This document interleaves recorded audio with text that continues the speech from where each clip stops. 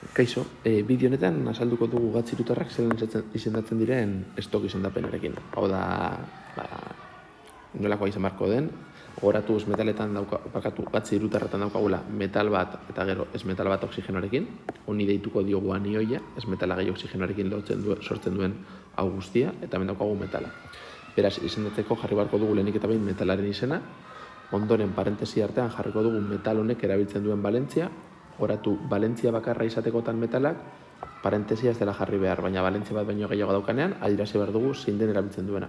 Eta azkenik, hemen anioia jarriko dugu. Anioia kalkulatzeko zerbait pizkat berria den, hemen daukagu pizkat txuletilla, jarraitu beharreko pausuak determinatzeko zein den, zelan deitzen den anioia. Beraz, hasiko gara lehenengo pausarekin. Kasu honetan, daukagun metala da sodioa. Orduan idatzi beharko genuke, sodio. Ondoren, parentesia jarri beharko genuke, baina sodioaren kasuan, bere balentzia bakarra da plus bat, beraz, ez dugu ezer jartzen. Hor ez dugu puntutxu bat jarriko dugu, baina ez dugu ezer jarriko, baina bakarrik egiteko hor ez dagoela zer. Eta orain hemen jarri beharko dugu zein den anioi honen izena. Hau egiteko, hemen jarraitu zintzu diren, gure kasuan agertzen diren elementu ezberdinen oxidazio zenbakiak. Sodioarena da plus bat, oxigenoarena minus bi, eta karbonoarena plus bi eta plus lau. Hau jakin barko genituen, aurretik. Orduan, zelan egingo dugu? Lehenik eta behin jarriko ditugu goian, ezagutzen ditugun oxidazio zenbakiak. Hau da, oxigenoarena beti izango da minus bi, hau beti jarriko dugu, hau beti delako horrela. Sodioaren kasuan, bakarra daukanez erraza da. Gero ikusiko dugu beste kasu bat, zinetan bat baino gehiago daukagun beraz, jarriko diogu hemen plus bat. Eta karbonoaren kasuan izan daiteke plus bi edo plus lau, baina nola ez dakigunez, ni jarriko diot isa. Ez ezagun bezala. Hurrengo pausua izango da biderkatzea. Goian eta behan daukaguna, kasu honetan plus bat bider bi, hemen izango genuke plus bi, sodioak plus bi. Oxigenoaren kasuan, iru bider minus bi, ematen du, minus 6. Hemen karbonoak ezer ez daukan izango da bat bider x. Orduan, batzen ditugunean elementu bakoitzak ikusita bere azpindizeak eta bere oxidazio zenbakiak, batzen ditugunean nola gatz hirutarra hau neutroa denez, lortu behar dugu emaitza izatea 0, eta emaitza beti izan behar da 0.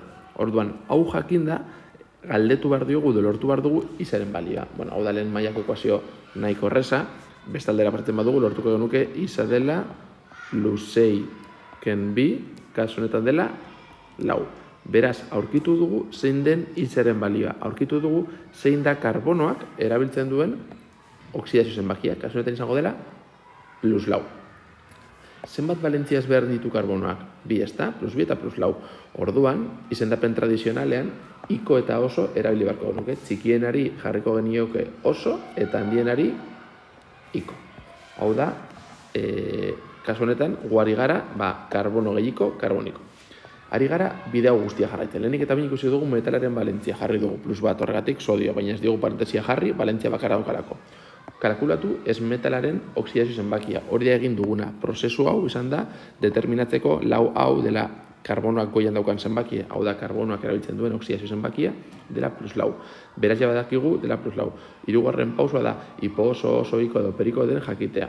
Hemen bi ditunez bakarrik determinatu dugu dela iko, beraz badakigu dela iko.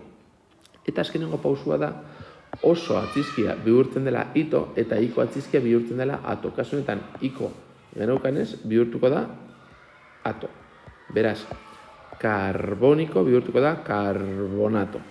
Eta hori da gure anioiaren izena. Karbonatoa. Sodio karbonatoa. Eta honekin nahikoa genuke. Hau izango litzateke gure konposatuaren izena estok modura. Sodio karbonatoa. Ez dauka parentesirik sodioak balentzia bakarra daukalako. Eta karbonatoa da karbonikotik datorrela, karbonoak erabiltzen duelako plus lau oxidazio zenbakia. Eta zelan jakin dugu, hori izan behar delako karbonoak goian daukan zenbakia, guztien arteko batura lau izateko. Ikusiko ditugu zer gertatzen den metalak balentzia bat baino gehiago daukanean, eta baita ere, hemen agertzen diren egiturak pizka bat zailagoak direnean. Bigarren adibide honekin goaz. Lehenik eta behin da metalaren balentzia jartzea. Burdinak balentzia bat baino dauka plus bi eta plus hiru. Hasiko naiz plus irurekin, jaurraten dizuet txarto egongo dela, zue ikusteko erratzen zaretenean, jartzen duzunean txarto dagoena, zelan helduko zareten leku batera logikarik ez daukan. Vale, imaginatu, guk esaten dugula, bi hauetatik hartuko dugu plus iru. Orduan, jartzen diogu hemen plus iru goian. Oxigenaren kasuen beti izango da minus bi. Eta gu lortu nahi dugu zenbat den erdikoa. Orduan, horretarako egiten ditugu kalkuluak, hemen daukagu bat, beraz, iru bider bat, ematen du, plus iru. Gero, gehi isa, hemen bat daukagulako baita ere, eta bi bider minus bi, minus lau, berdin 0. Horrek zen nahi du, isa, izango dela, lau minus iru, berdin bat.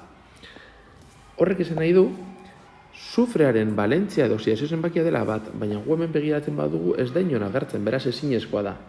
Horrek balio digu jakiteko hau ez da posiblea zergaitik. Burdinaren kasuan plus iru erabili dugunean heldu gara zenbaki batera hemen agertzen ez dena. Beraz berriz ere egin barko dut prozesua ez dena oso luzea, jartzen dut hemen Fe, S, O, bi, eta orain bai erabiliko dut beste oxidazio zenbakia, orain plus bi erabiliko dut. Jartzen dut orain hemen plus bi, sufrearen kasuan jarraitzen du minus bi esaten. Orduan hemen jartzen dut plus bi, zerein da bat bider bi plus bi, hau jarraitzen du isa izaten eta hemen bat, gehi isa, ken lau, berdin 0. Isa, berdin lau, ken bi, berdin bi. Eta hemen bai daukagu sufrearen oxidazio zenbaki bezala plus bi. Beraz, ja determinatu dugu alde batetik zein den burdinak erabiltzen duen oxidazio zenbakia, eta beste alde batetik sufreak erabiltzen duen oxidazio zenbakia. Burdinaren kasu, goratu jarri bat dugula. Burdin, lehenik eta behin metalaren izena, burdin, orain bai jarri barko dugu parentesi artean zein den burdinak erabiltzen duena, hau ikusi dugu txarto zegoela eta hau ondo, beraz jarriko dugu burdin, bi palito, eta orain, pentsatu behar dugu anioiaren izena nolakoa den. Vale, horretarako. Hemen gaude. Jarri behar dugu hipo oso, iko, periko, vale. Hemen sufreak dauzka hiru. Beraz, izango da, iko, oso eta hipo oso. Kasu honetan, hipo oso erabiltzen du. Baina gero oso aldatu behar dugu itorekin. Beraz, hau izango da, hipo, ito. Hau izango zeteke ito, eta izango zeteke ato. Orduan, hipo, sufre, ito, bihurtzen da, hipo, sulfito. Eta hori da, hipo, sufrearen kasuan jartzen da, sulfito. Beraz, hau da burdin bi hiposulfitoa. Jarriko dugu beste idea. Ikusiko dugu hau, agertzen dilako parentesiak eta pizkatxo bat, interesgarriago izan daitekelako. Lehenik eta behin, metala, urrearen oxidazio zenbakiak dira plus bat eta plus iru. Hasiko gara plus bat jartzen eta zeratzen zaigun. Jartzen dugu hemen plus bat, eta oxigenaren kasuan jartzen dugu hemen minus bi. Ulertu behar duguna da, hiru honek eragina daukala barruan dauden gauza guztietan. Beraz, hemen isa jartzen dugu, hori da lortu nahi duguna, hemen bat, gode hemen, ari gara kalkulatzen, ez metalaren oxidazio zenbakia. Bi bider bat, plus bi. Orain, gehi, eta jarriko dut hemen jarriko dut, hiru hau biderkatzen gauza guztiei. Hiru bider, eta parentesi barruan, bat bider isa, lau bider minus bi, minus 8, berdin 0.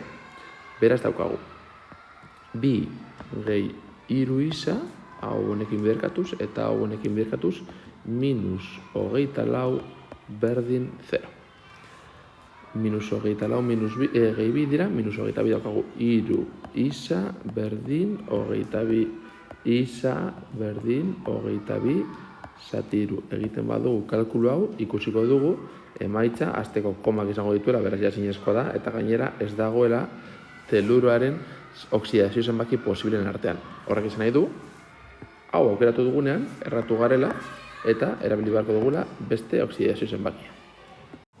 Beraz, hemen jarri beharko dugu beste oxidazio zenbakia, plus iru, honekin ari gaude, eta hemen minus bi. Prozedura errepikatzen du, eta bi bider plus iru, plus 6, gehi parentesi artean iru biderkatzen, hemen daukagu bat eta hemen isa ken 8 berdin 0 izan behar du. 6 gehi iru isa, iru bider minus 8 minus 24 berdin 0. Minus 24 gehi 6, dira 18, beraz, iru isa berdin 18. Isa berdin 18 zati iru, eta 18 zati iru dira 6. Eta 6 bai da teluraren oksidazio zenbaki posible bat. Beraz, aurkitu dugu zein den urrearena, eta aurkitu dugu zein den teluruarena. Honen lehatzi behar dugu. Urre, parentesi artean urreak erabiltzen duen oksidazio zenbakia, kasu honetan 3, eta orain pentsatu behar dugu zein den anioiaren izena, horretarako. 3 ezberdin dituenez, hau da, izango da, hipo oso eta iko. Baina iko gero bihurtu behar dugu ato, bera izango da ato. Teluro gehi ato izango da teluratoa. Urre 3, telurato A. Eta hori litzateke, estok moduan, zelen izan dituko genuke, 3.